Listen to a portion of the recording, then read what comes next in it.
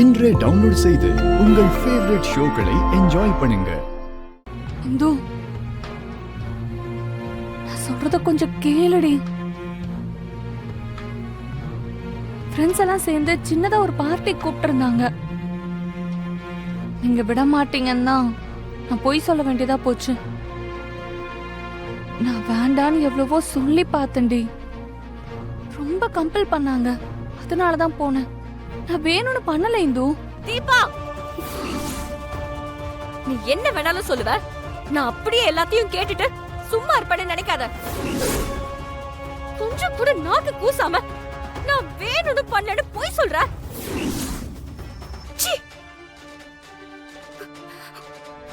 ஒவ்வொரு நாளும் இந்த குடும்பத்தை கடன் இல்லாம காலத்தை கடத்திட்டு எவ்வளவு போராடிக்கிட்டு இருக்கேன்னு தெரியுமா உனக்கு? ஏய், இந்த 5000 ரூபாய ஒவ்வொரு மாசமும் 50 100 சேர்த்து வச்சது உனக்கு தெரியும். பாவம், மூச்சு விடவே கஷ்டப்படுற ஒரு மனுஷனுக்கு செக்கப்புக்கு சேர்த்து வச்ச பணம்னு உனக்கு தெரியும். எல்லாம் தெரிஞ்சும் அவ்வளவு பிடிவாதமா பணம் வேணும்னு அடம் பிடிச்சு வாங்கிட்டு போய் என்னடி பண்ணிக்கிட்டு இருக்க? உங்க ஆடும்போது அப்பாவோட இரும்பல் சத்தமோ இந்த வீட்டு கஷ்டமோ எதுவுமே உன் கண்ணுக்கு தெரியல.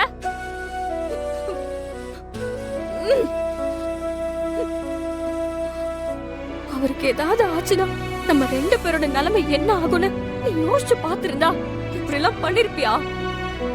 நாளுக்கு நாள் நீ பண்றது எதுவுமே சரியில்லை. அம்மாவுக்கு நம்ம பண்ண சத்தியத்தை மறந்து நீ ரொம்ப தூரம் போயிட்ட மாதிரி இருக்கு. முத தடவை எனக்கே தெரியாம போனை வாங்கிட்டு படிப்புக்குன்னு சொன்ன, சரின்னு விட்ட. அப்புறம் வீட்ல இருந்த பணத்தை எடுத்துக்கிட்டு யார்கிட்டயும் சொல்லாம போய் லேப்டாப் வாங்கிட்ட. அத கூட ஃப்ரெண்டோட லேப்டாப்னு போய் சொன்ன.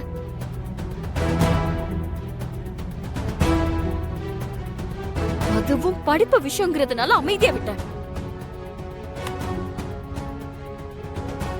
இன்னைக்கு நீ பண்ணிருக்கிற காரியத்தை பாக்கும்போது இது வரைக்கும் நீ சொன்னது எல்லாமே பொய் தானோன்னு உன் மேல சந்தேகம் வருது.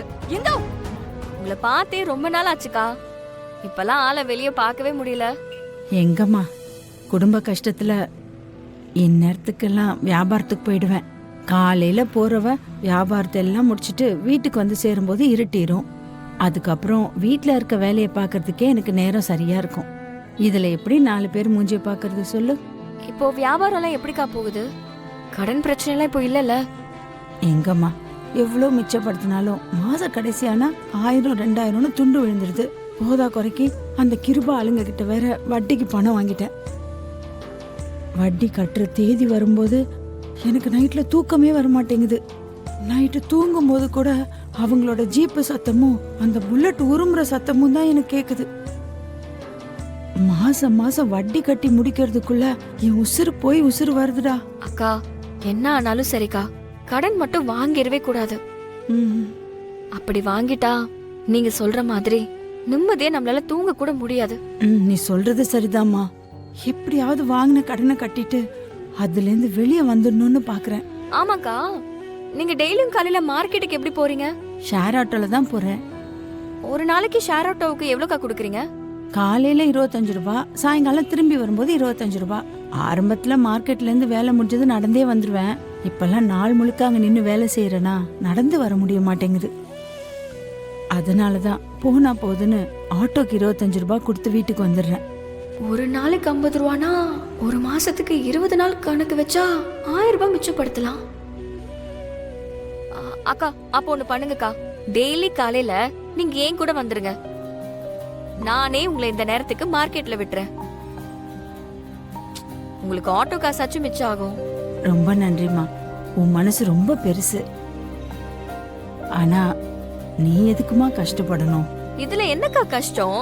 நானும் டெய்லி இந்த நேரத்துல தான் கிளம்புறேன். எப்படியோ ரைட் எடுக்க மார்க்கெட்டை தாண்டி தான் போகணும். போற வழியில உங்களை இறக்கி விட்டுட்டு போக போறேன், அவ்வளவுதானே? சரி, போலாம். சரி வாங்கக்கா, இதை போட்டுக்கோங்க.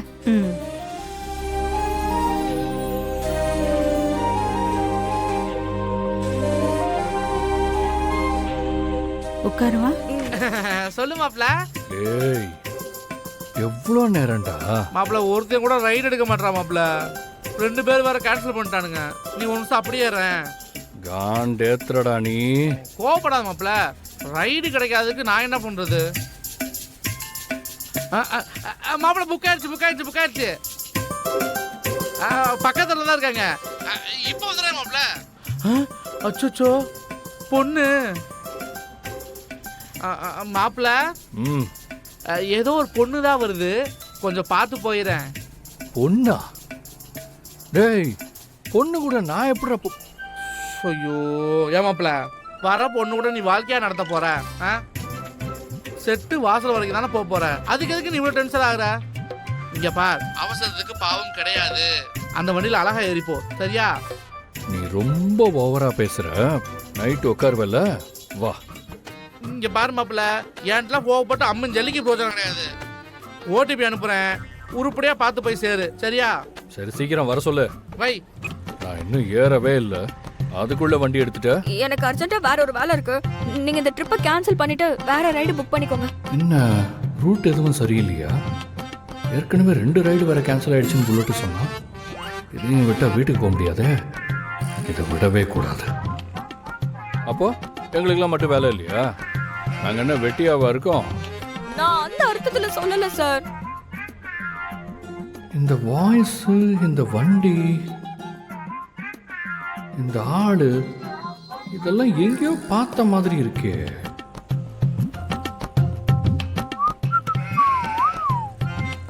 உங்க ஹெல்மெட்டை கொஞ்சம் கழட்டுறீங்களா? எதுக்கு சார்? நான் யார் கூட போறேன்னு தெரிஞ்சுக்க வேண்டாமா? ரைட்ல இருக்கும்போது ஹெல்மெட் எல்லாம் கழட்டக்கூடாது சார். சார், ஓட்டும் போது தான் கழட்டக்கூடாது. இப்போதான் ஓட்டலையே, அப்புறம் என்ன? கழட்டு.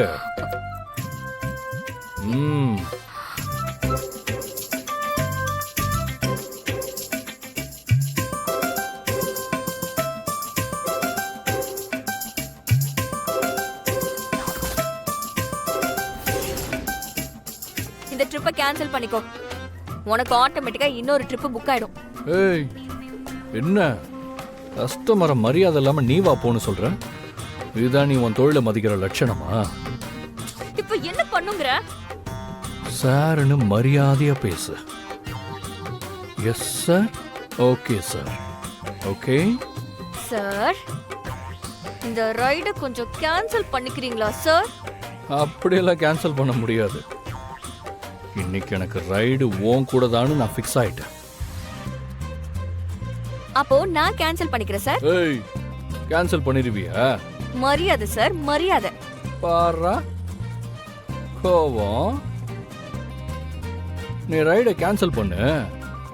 பசங்களை வச்சு பைக் கேப் ஆப்ல போய் உன்னோட ஐடிக்கே ஆப்பு வைக்க சொல்லிடுவேன். உன்னை பத்தி இஷ்டத்துக்கு மட்டமா எழுத சொல்லி உன் ரேட்டிங்கை காலி பண்ணி உன்னை இந்த பைக் டாக்ஸியை ஓட்ட விடாம பண்ணிடுவேன்.